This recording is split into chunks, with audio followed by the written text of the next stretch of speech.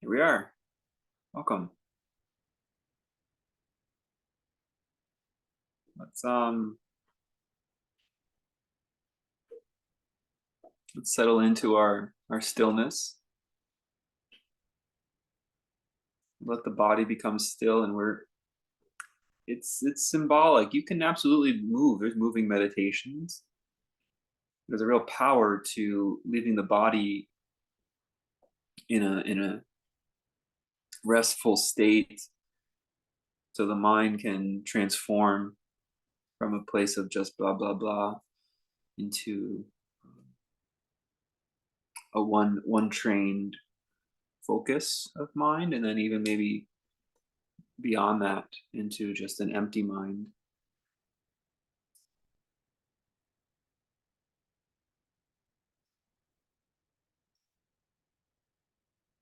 It takes a lot of energy to begin this endeavor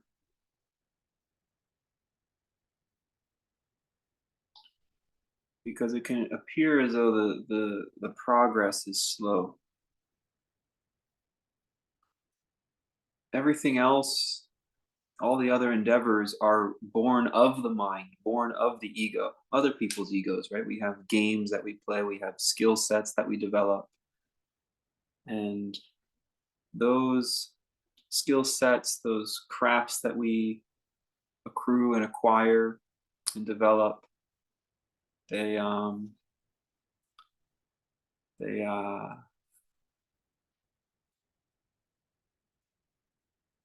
they're of the mind, and so there's a faster reward even for something like music, right? Music is, I can think, can be a transcendent thing beyond the ego mind, but there is sort of this, still this personhood that needs to come into it. And even there's some formality to yoga poses. The body is crafted, and there's, I admit, there's craft as well to a sitting practice. But the nature, like music, like yoga poses, and very much meditation in and of itself, takes us out of our mind, beyond our mind.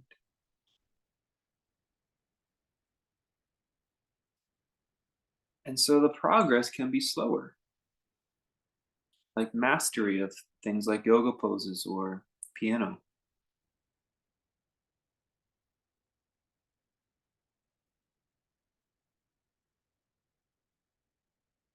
And it's hard sometimes to see the short term progress that is being made. Whereas you can, oh, look, I learned a song. Oh, look, I can do this balance pose with my hands in yoga. But meditation, this non dual inquiry, non dual awakening, the progress is only for you. It's not born inside the mind. You don't get to show your friends this Elton John song that you memorized.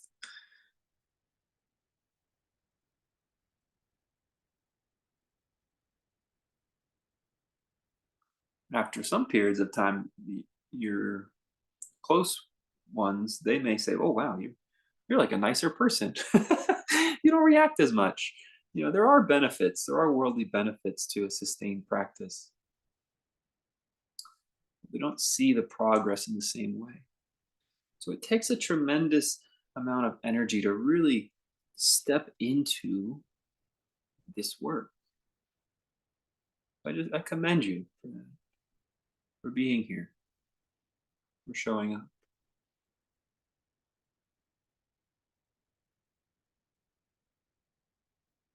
That said, as with the case with me, it's not your choosing that you're here. You're here maybe because you don't know where else to go, where else to look. That there's this deep, deep calling that no amount of mastery of some skill or some craft will fill. There's no amount of accomplishment that will satiate or satisfy this deep looking. It is like the whining, the crying, reaching out of a newborn baby for its mother. It needs that comfort, and that's the only thing that's going to satisfy. That is what, to me, a strong meditation practice brings out in us. Our little child, our little infant who's kicking and screaming for help, albeit we are still, still as can be, but internally we are coming to terms with how much we are craving, yearning for peace.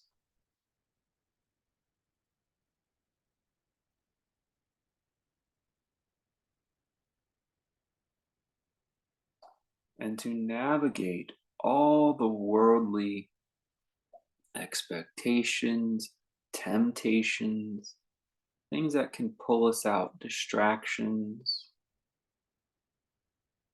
quote unquote, responsibilities, all those things. It takes a tremendous amount of energy to say, not right now. Even 1 minute. You're all going to be here 45 minutes. Not right now.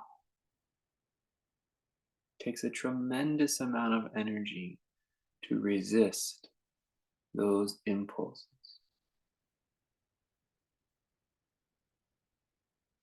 That tremendous amount of energy is built into you. It is what got you here. It is the thing that has you sitting here listening right now. It's yours. It's here.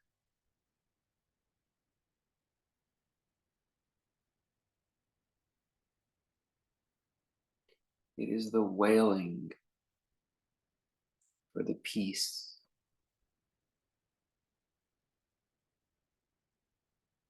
of being in our true nature. And it is the thing that, should you find it, it is the thing that will keep you there, anchored, planted in place.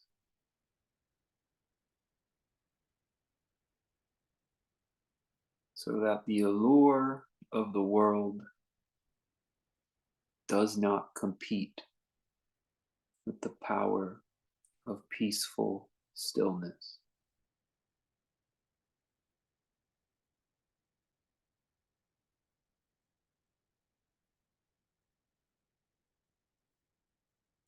And so, in our practice, let us get in touch. Let us commune with this tremendous energy built right into us. Let us seek to understand what it is.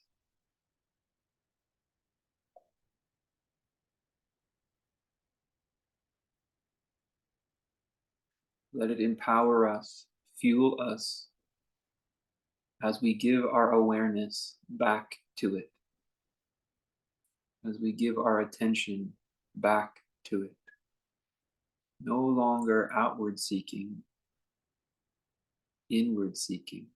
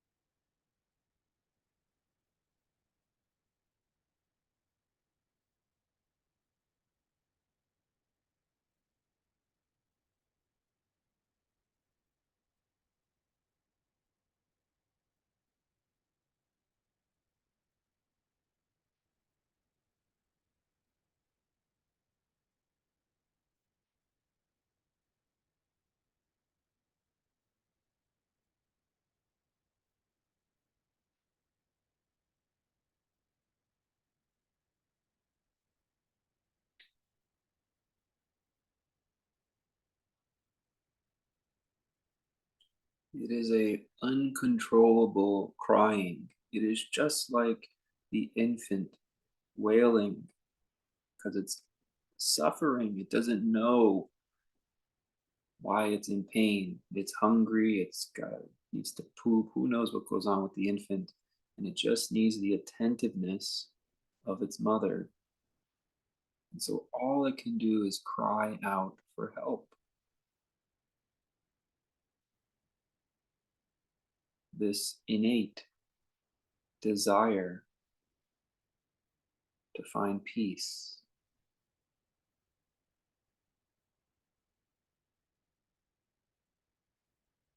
The seeker to sit and listen to me and sit here for weekly, there has been a recognition. I'm not going to find it out there in the distraction, in the temptations, in the responsibility and expectations of the world. They're not good enough.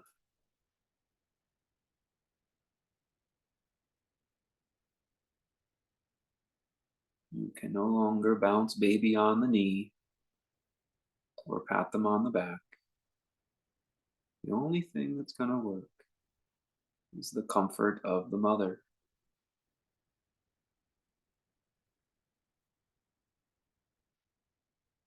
the comfort, the ease of where we came from, where I originate.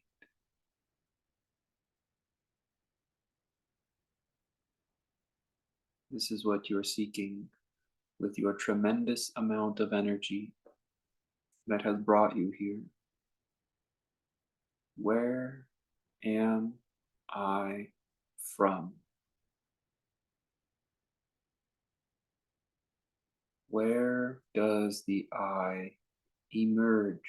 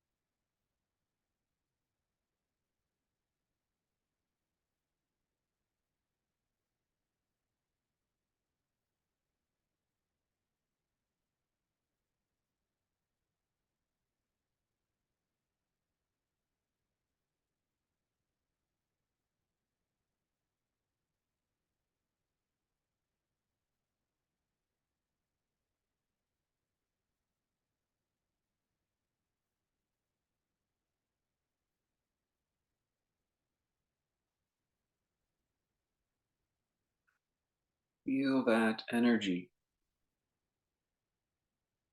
that wants to know,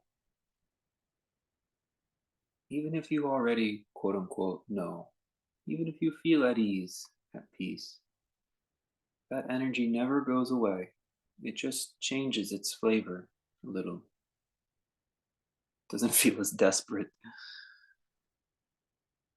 Either way, you feel that craving energy, the desire to be with yourself, to be quiet and peaceful and calm in your heart. It could be a yearning,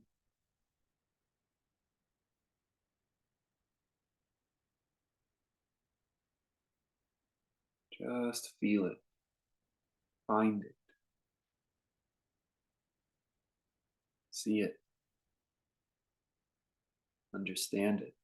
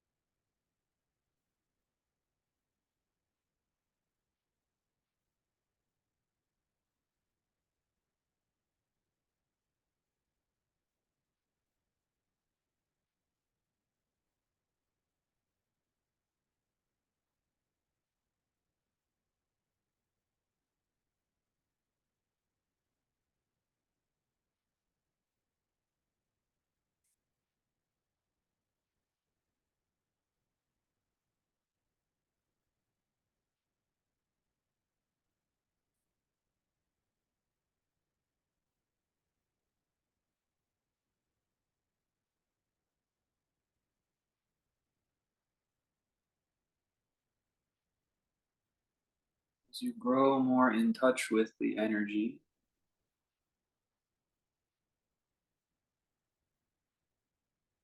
it feels untamed. It can be a little scary, intimidating. It is a tremendous amount of energy. It is the power of nature, what spins the earth, makes the leaves sprout on the trees, makes the baby wail. It is your evolution,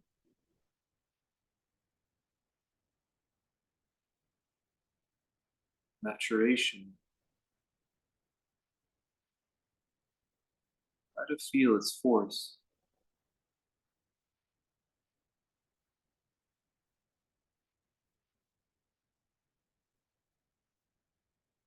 It's working very, very hard for you.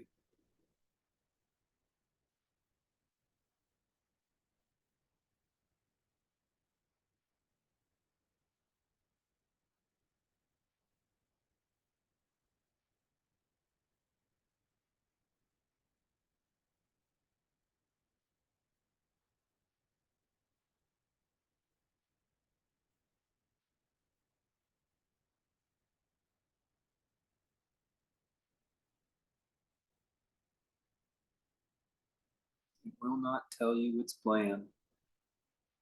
It will not tell you its intentions, because those all exist in the mind, in the world.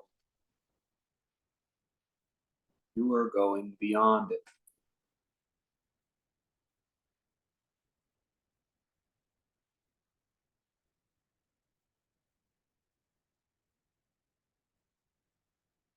Feel that tremendous energy that makes you seek, that makes you sit still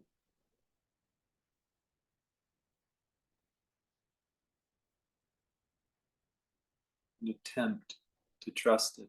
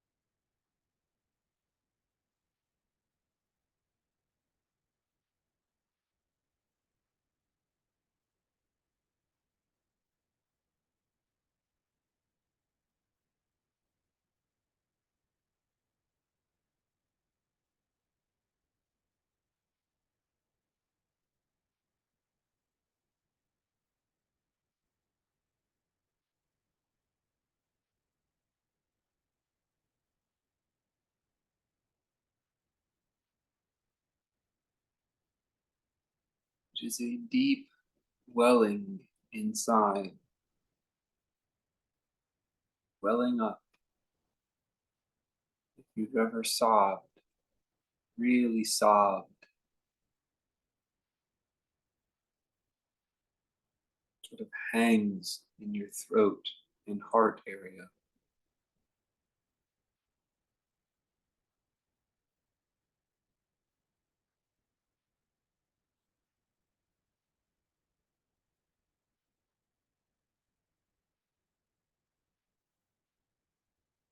There's almost this sorrow to return back to our origin, to where we came from. Where did the I originate before I made up this wild world of stories?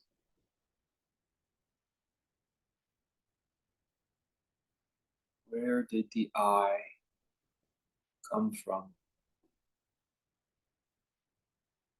You don't need an explanation. That's just more story.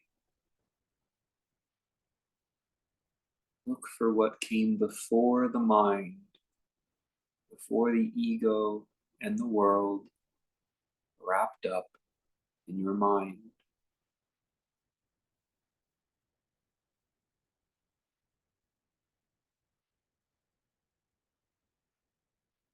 This is where that energy is taking you.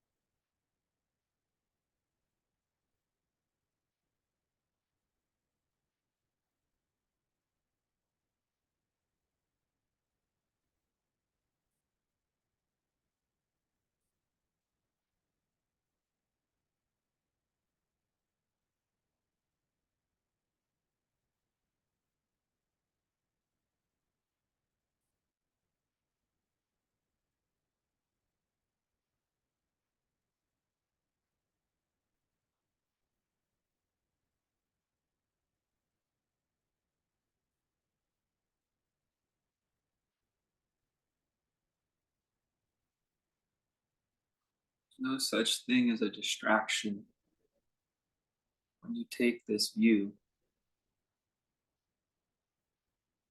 It's just the illusions born out of the source, born out of reality. Pictures show in the mind a story of thoughts. You can see it. You can see the ego, you can see the world in there. And then it leaves. Where did it come from? Where does it go?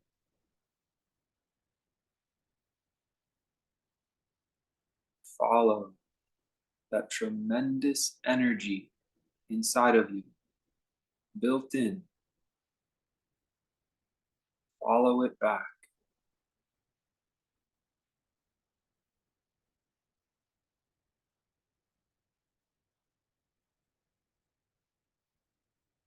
Like the baby, wailing for the comfort of the mother.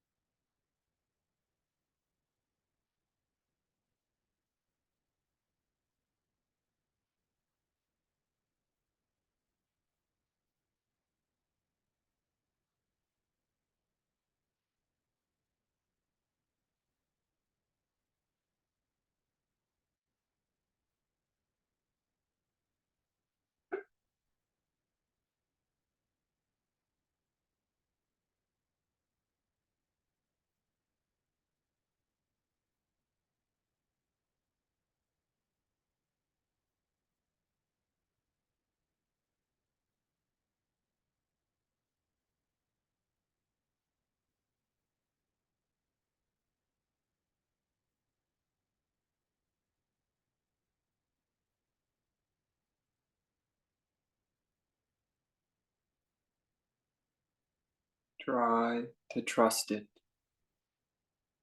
It's not going to tell you where it's going. It will drag you if it has to.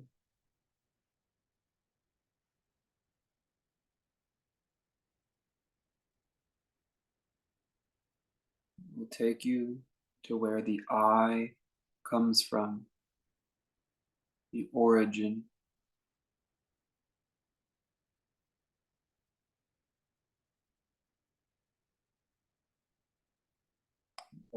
of the world,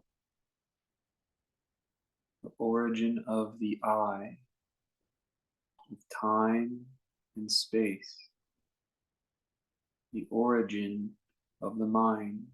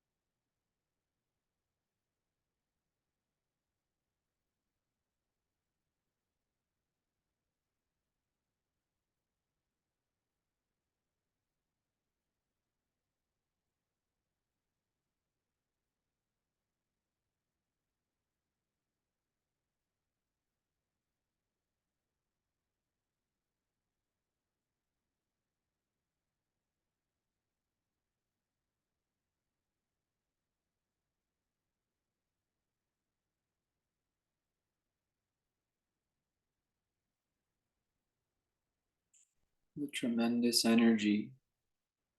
It's like undertow. It's like the tide washing back out to sea.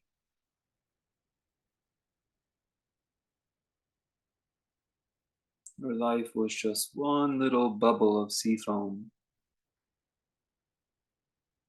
and it's being pulled back out to sea by the undertow. The undertow, the sea foam, It's all ocean. They are not different. They are not separate.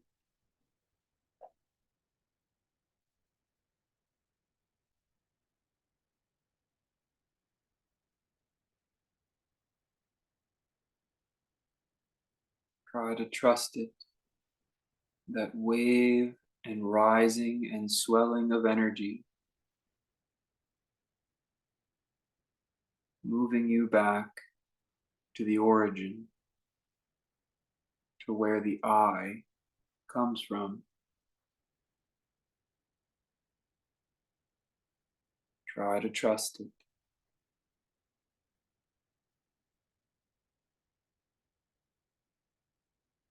Give yourself permission.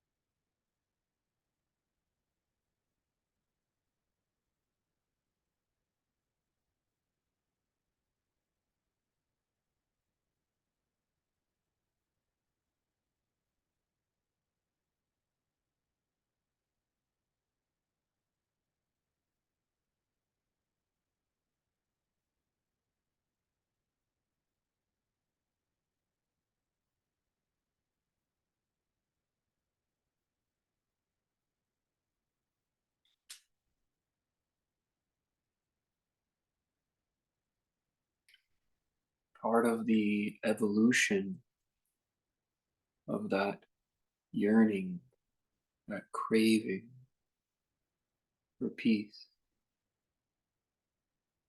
is the recognition of how tired you are, of how tiresome, cumbersome the mind can be with all its critiques, its criticisms, its judgments. Oh,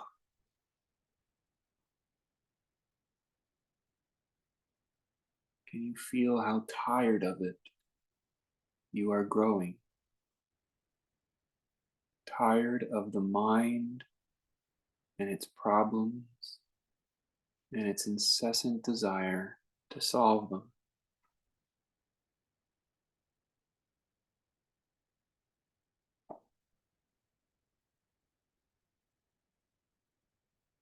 Move on.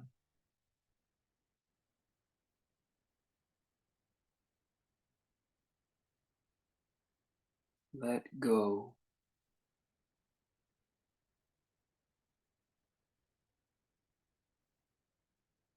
Try to trust the undertow, pulling you back to the origin,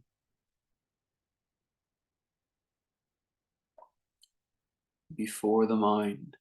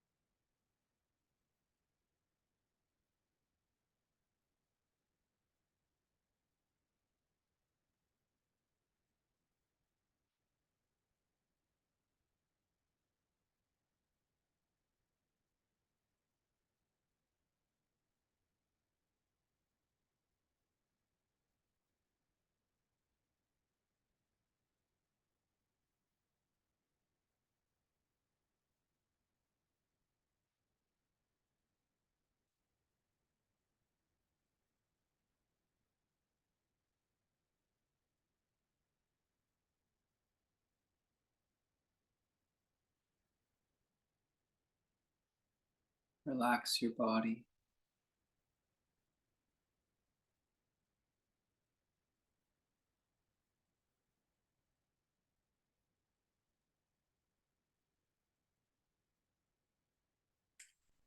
The origin never goes away.